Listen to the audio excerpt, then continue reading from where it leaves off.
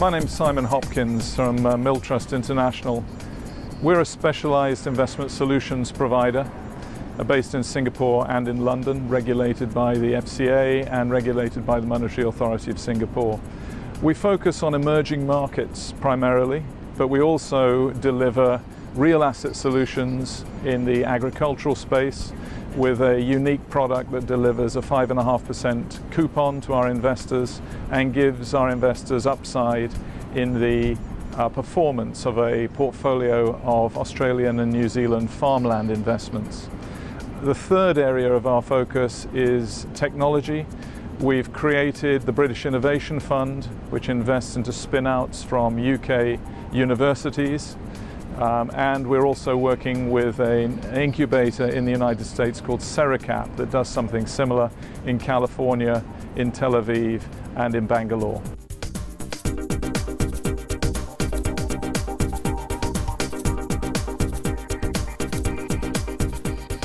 There is a lot of choice, Gary, but what I've found is that most of the emerging markets managers in the global context have consistently underperformed their index. That's the MSCI Emerging Market Index typically. We're trying to deliver alpha, and I'm a strong believer that alpha is available in emerging markets, but you've really got to get out there and look for it. And you look for it not by investing with somebody who's based in London, Chicago, Boston or Hong Kong, but somebody who is living and breathing the local market, someone who's culturally assimilated and somebody who is familiar with the nuances of these markets. That's why we run a multi-manager program.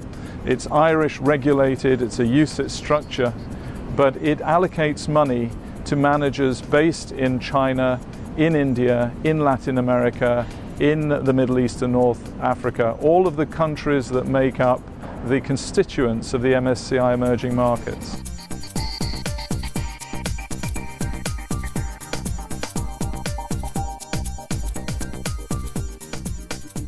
We invest in a post-global financial crisis world with big managers. These are not small boutique managers.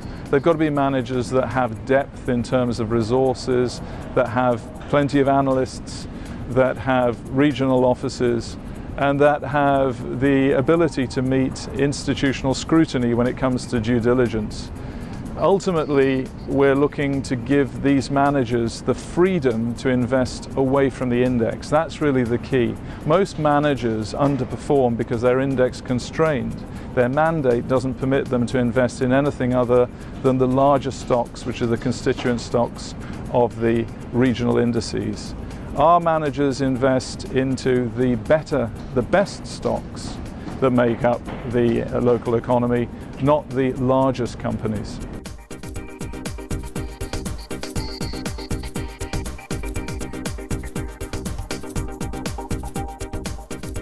They're each specialist areas of focus. We're a small company, we can't really compete in every area, so we have to do things where we think we can do things better than others.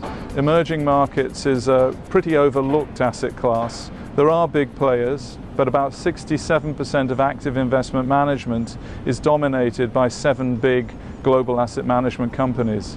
And those are the names that you see all the time, and the ones that have consistently underperformed.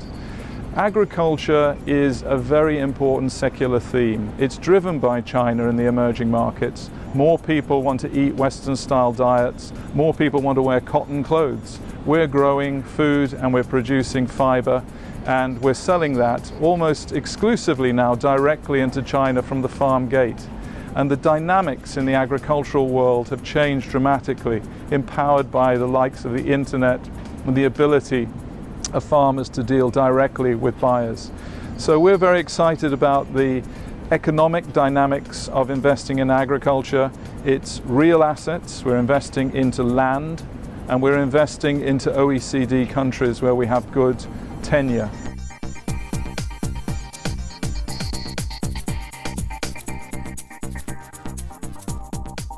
Currently, I'm very focused on one of our latest initiatives, which is the British Innovation Fund.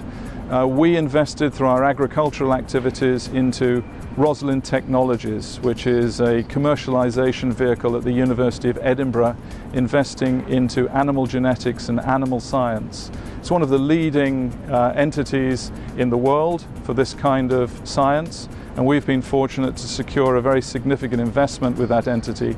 And from that, we've built a portfolio now investing with Oxford, Cambridge, Edinburgh, and more recently Exeter University. And we'll be looking to take that really out into the marketplace and tell people about it with an enormous amount of enthusiasm, because we think there are tremendous returns to be achieved from investing in British science.